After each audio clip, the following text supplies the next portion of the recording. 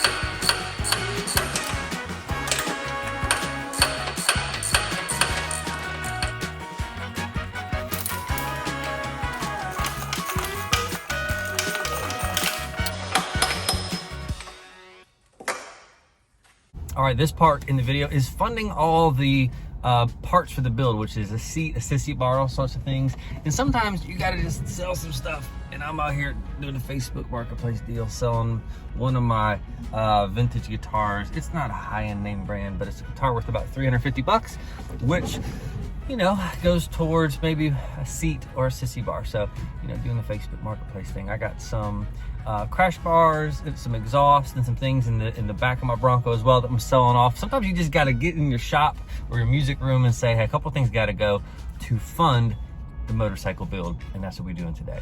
Just a typical Saturday. Sometimes I meet with like 5 to 7 people on any given Saturday of stuff I'm selling: motorcycles, parts, accessories, and today it's no exception. Let's get this deal done.